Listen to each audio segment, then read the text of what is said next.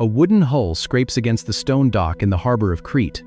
The Mediterranean sun beats down on the white dust of the port, or a charismatic speaker who can hold the attention of a massive crowd on a Sunday morning.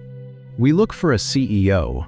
A man's theology is written in the nervous system of his family. The wife knows. The children know. The servants know.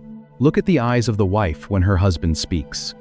Watch the body language of the sons when their father walks into the courtyard. The public applause means nothing.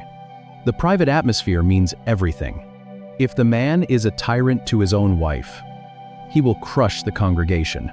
If his children are terrified of his heavy footsteps, the flock will scatter when he speaks. If he cannot manage the fragile ecosystem of his own dining room, he cannot be handed the fragile souls of a new community. Paul is drawing a hard line. The qualification is not intellectual. It is architectural. You cannot build a safe house of God with a man who burns down his own home. Paul lists the disqualifiers. Not a drunkard. Not violent. Not greedy for gain. Not quick-tempered. These are the sins of the private spaces. The drunkard hides the wineskin. The violent man strikes behind closed doors. The greedy man counts his heavy silver in the dark. The quick-tempered man unleashes his wrath on those who cannot fight back. The false teachers in Crete do all of this. They put on a holy performance. Then they go home and devour their households. Titus must find men who are exactly the same in the dark as they are in the light. But Paul uses another word before he even gets to the children. But if you look closer at the actual words Paul wrote to Titus, at the specific list of qualifications he demands for anyone stepping into leadership, he uses a word at the very top of the list in verse 6, and he repeats it again in verse 7, a word that acts as an iron fortress around the entire household. And it is a standard so high, it almost feels impossible to survive. The standard begins before Paul even mentions the marriage or the children. He places an absolute prerequisite over the entire life of the elder, appearing in Titus 1-6 and repeating immediately in verse 7. It is a single Greek adjective designed to filter out the wolves before they can ever touch the iron keys to the house. The English translations usually render it as above reproach or blameless, but the word Paul writes is the Greek anenkeltos. It is a compound word. The prefix a negates what follows, and enkelio is a harsh, formal legal term. It means to call in, to summon, or to officially press charges before a judge. It smells like the thick parchment and hot wax of a Roman subpoena. When Paul demands an anenkeltos leader, he is not asking for a sinless man. He is asking for an unaccused man. Paul uses the root of this exact same legal word in Romans chapter 8, when he stands before the cosmos and asks, "Who shall bring any charge enkelise against God's elect?" This legal root completely changes how you view pastoral qualification. Start to see something the modern church growth industry completely misses. Leadership is not a platform for your gifting. Anenkeltos does not mean the man has never failed, never repented, or never made a mistake in his distant past. It means that today, there is no credible, standing charge against his character. It means that if you dragged him into a public courtroom, the prosecutor would have no evidence to hold in his hand. Being above reproach is not a claim of perfection. It is an absence of hidden victims. In our modern corporate church model, we frequently excuse moral failures if the leader is charismatic enough to keep the seats full. We sweep the non-disclosure agreements into the dark, locked drawers of the filing cabinet.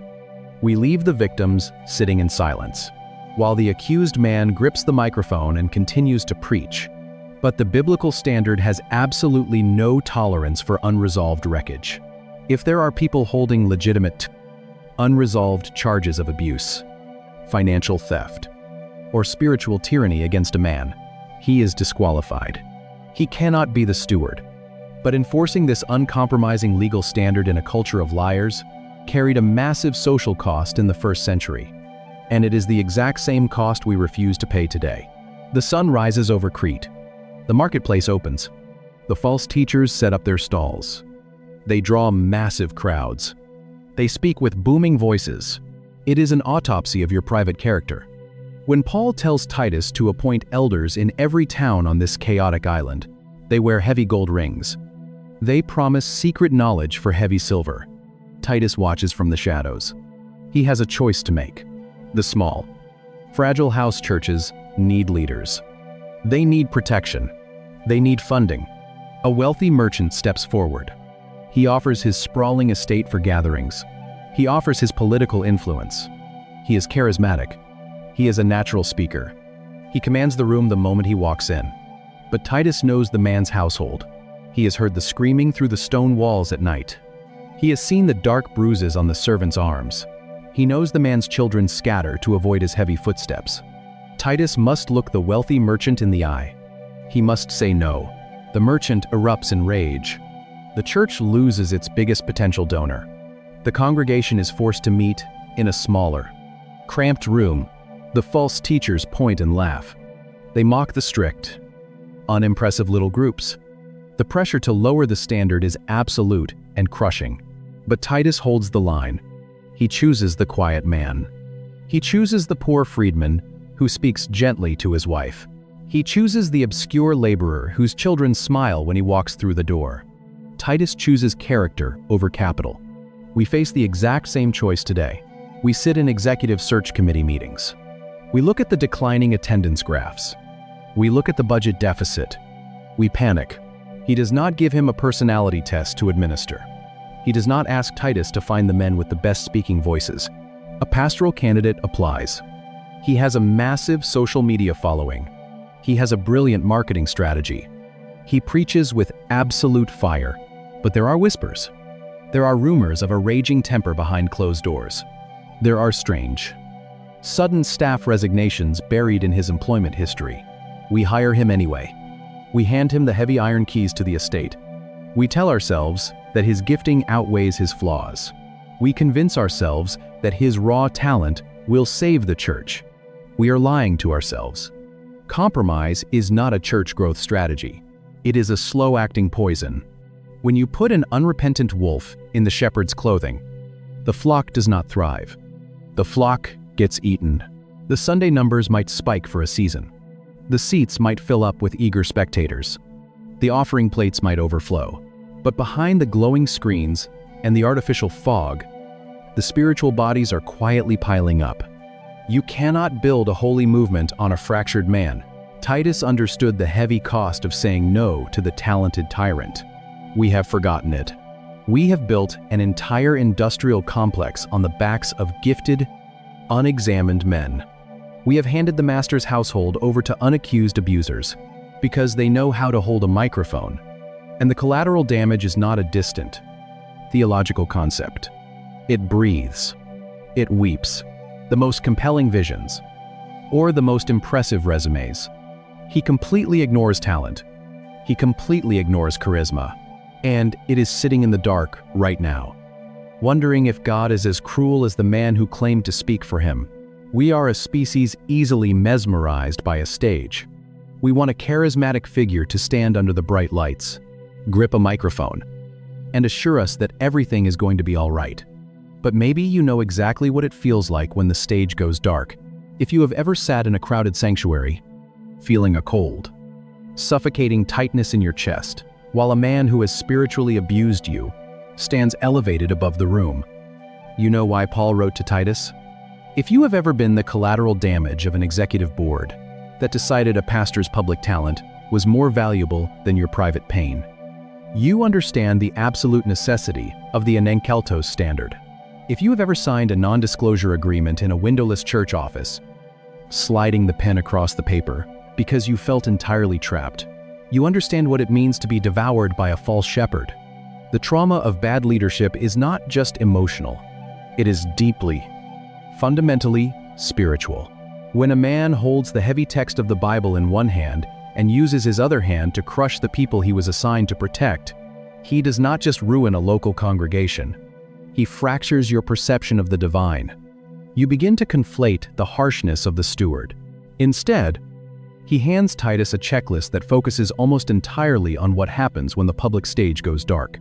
With the heart of the master, you begin to believe that God is angry, demanding, dismissive, and obsessed with his own brand. Because the man claiming to speak for him was exactly that. But Paul's letter to a young pastor on an island of liars stands as an ancient iron shield across the centuries. It declares that God does not endorse the tyrant. God is not blind to the hot tears shed against the steering wheel of a car in the church parking lot. He is not deaf to the panicked breathing of a staff member walking into a toxic leadership meeting. He does not turn away from the shattered pottery on the stone floor. He sees the wreckage of the private architecture. The heavy silence from heaven when abusive leaders prosper is not an endorsement. It is a delay. You have to deliberately untangle the character of the corporate pastor from the character of Christ. When Jesus of Nazareth gathered his followers in the upper room, he did not hand them a strategic growth plan. He wrapped a rough linen towel around his waist. He knelt on the hard floor. He washed the road dust from the calloused feet of the men who would soon abandon him. He was permanently defining what it means to hold the iron keys to his estate. True spiritual authority is not a demand for submission. It is a descent into the mess. If you have walked away from a religious institution, he demands a quiet, steady, unbreakable integrity. The question is why? And the answer changes how you look at every stage. Because the stewards were violent, greedy, or arrogant. You did not walk away from the heart of God. You walked away from the exact chaos Paul was trying to dismantle in Crete. You walked away from a broken corporate machine. But there is a reason we still read this obscure, 2,000-year-old letter. There is a reason this ancient standard survived the collapse of empires. Preserved in dark ink and handed down to us today. Titus stands on the dock in Crete, watching the merchant ships arrive. He holds the rolled papyrus tightly in his hand. The island is loud, chaotic, and dangerous. But he knows exactly what he has been asked to build. He is not looking for a king. He is looking for a steward.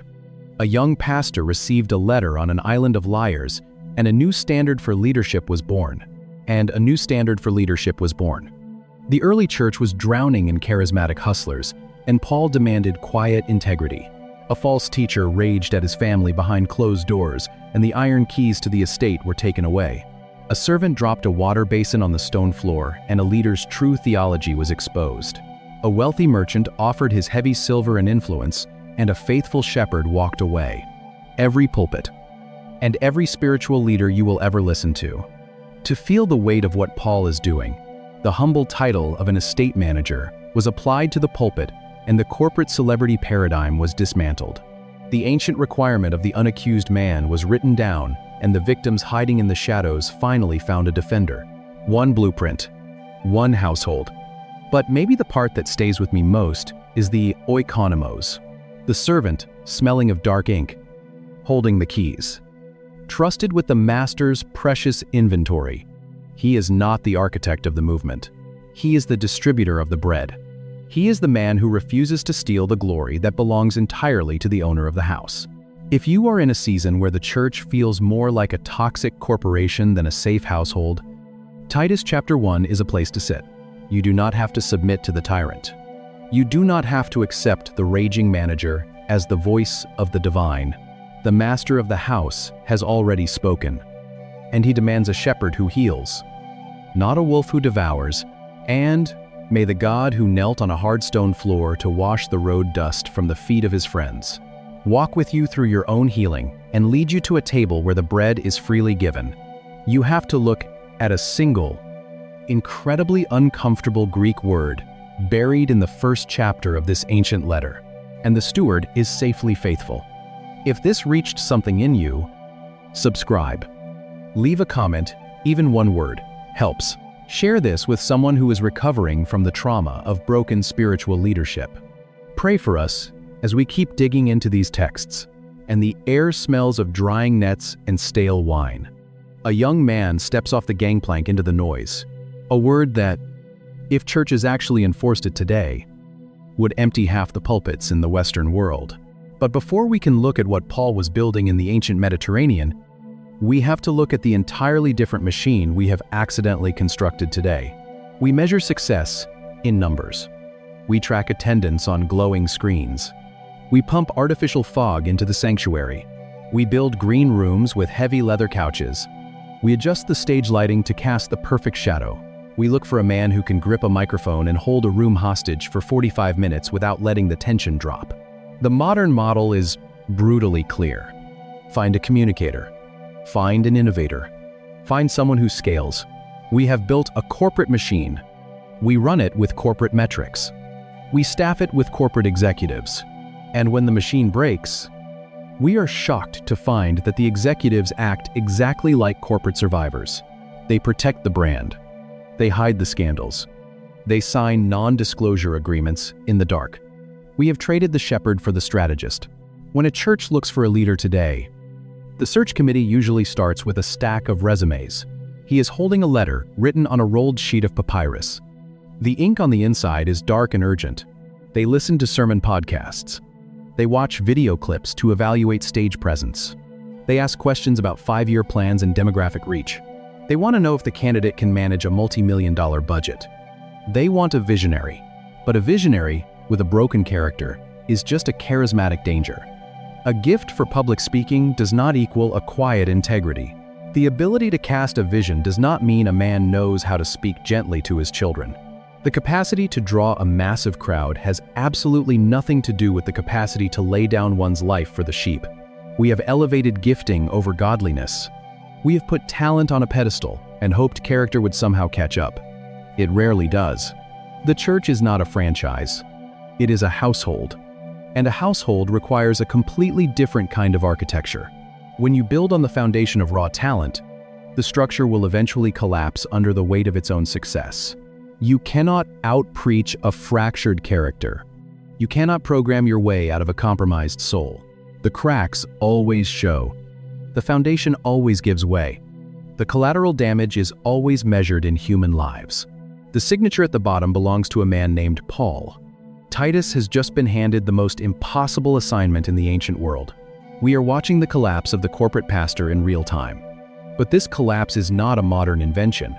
This was the exact crisis tearing through the island of Crete in the 1st century. Men were turning the early Jesus movement into a profitable hustle. They were smooth talkers. They were building personal empires. They were flipping whole households upside down for the sake of heavy silver. The island was drowning in toxic, charismatic leadership. And Paul's solution was shockingly small. He did not send Titus a church growth strategy. He did not tell him to host a better, more compelling gathering than the false teachers. He told him to look for a specific kind of man, using a specific set of criteria that most modern search committees would never even think to ask. And it begins with a requirement that feels almost entirely backward. Titus unrolls the stiff papyrus in a quiet room. While the noise of the Cretan marketplace bleeds through the open window, you can hear the merchants shouting over each other. The clatter of brass weights on market scales. The endless, aggressive arguments that define the culture of this island. He looks down at the dark ink. Paul's instructions for fixing the chaos are shockingly mundane. Crete is not a safe place to build a movement. It is an island notorious across the Roman Empire for its corruption. He reads Titus, chapter 1, beginning in verse 5. This is why I left you in Crete, so that you might put what remained into order, and appoint elders in every town as I directed you. The directive is massive.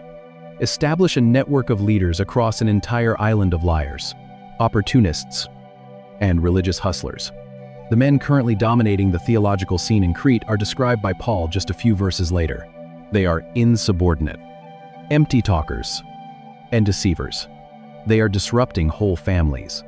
They are teaching for shameful, heavy silver. They are building personal platforms on the backs of vulnerable people.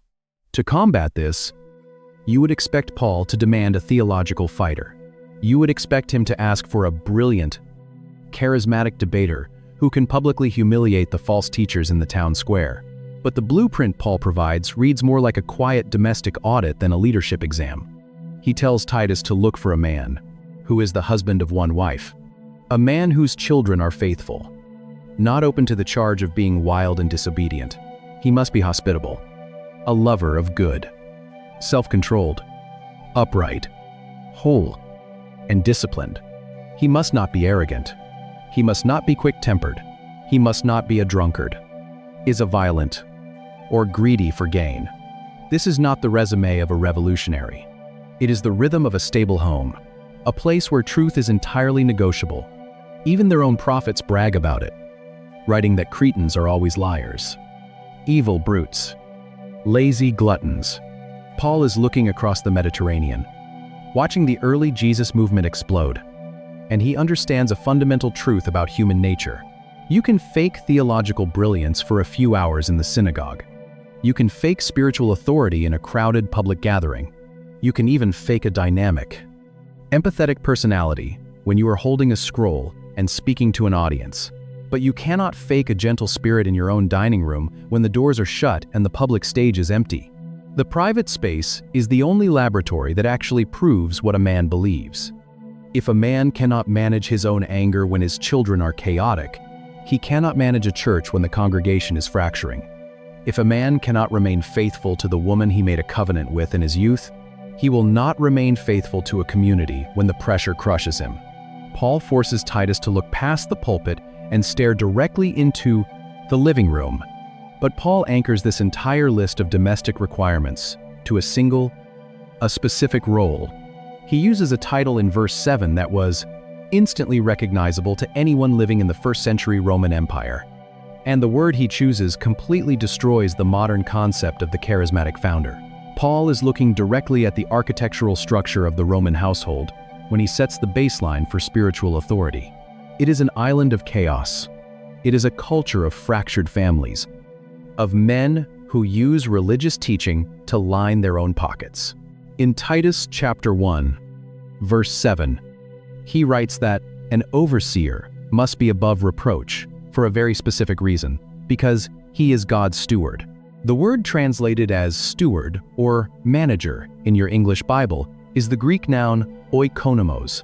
It appears 10 times in the New Testament, and its range of meaning is deeply grounded in ancient domestic life. It is built by combining two older words, oikos, meaning house, and nemo, meaning to manage, distribute, or arrange. In the sprawling, wealthy estates of the first century Roman Empire, the oikonomos was rarely a man of high social standing or public fame. He was usually a trusted servant or a freedman who held the heavy iron keys to the estate. Smelling of the dark ink from the accounting ledgers, he meticulously balanced by lamplight every evening. He was the man responsible for unlocking the storehouses, distributing the grain, pouring the wine, and ensuring the master's household ran exactly according to the master's explicit will. If the idea of leadership as quiet stewardship instead of loud self-promotion is something your soul has been craving, you're exactly who this channel is for. Drop a thought in the comments and hit subscribe. Because every week we go deeper into the text than you knew was possible. Of constant, loud, violent arguments over the law. And into this mess, Paul leaves one young man to fix a broken church. So the oikonomos never claims ownership of the house. He does not put his own name on the outer gate. He does not spend the master's silver to build a towering monument to his own cleverness. He possesses massive delegated authority, but absolutely zero inherent authority. Paul leans heavily on this exact same word in his first letter to the church in Corinth, telling a fractured and celebrity-obsessed congregation that apostles and teachers should be regarded merely as servants and stewards, oikonomos of the mysteries of God. The only requirement Paul attaches to the job description in Corinth is that the steward must be found faithful, not innovative, not culturally relevant, not universally adored, but quietly faithful to the precious inventory he was handed. This root word changes everything about how we view the man standing on the elevated stage. When you understand the cultural weight of the Roman estate manager, the modern celebrity pastor paradigm shatters completely. The spiritual leader is not a visionary owner. He is a trusted distributor. He is not called to invent a new spiritual product to capture a larger demographic share of the city. He is simply called to carry the bread from the master's table and place it securely into the hands of the household. Most people assume that turning around a dying church requires a dynamic visionary. We think it requires better programming, a flawless strategic plan, without dropping it. poisoning it, or demanding applause because he brought it to the room. But a steward who intends to steal from the master always reveals his true nature in the places where no one is watching. The sun drops below the Aegean Sea. The heavy wooden door of a Cretan home swings shut. The iron latch drops into place. The public mask comes off. The marketplace is silent. The theological debates are over. The real test begins. You can smell the olive oil burning in the small clay lamps. You can hear a child crying in the inner courtyard. A servant drops a water basin. The pottery shatters on the hard stone floor. The water spills across the tiles. How does the master of the house react? This is what Paul wants Titus to watch. He does not care how the man performed in the synagogue. He cares how the man responds to the shattered clay. Does he explode in rage? Does his face turn red? Does he strike the servant? Does he scream at the child? Or does he stoop down? Does he help gather the broken pieces? Does he speak with a quiet firmness that brings peace to the room? The early church does not meet in grand cathedrals. It meets right here. It meets around this wooden table. It meets in the exact space where this man just proved who he really is.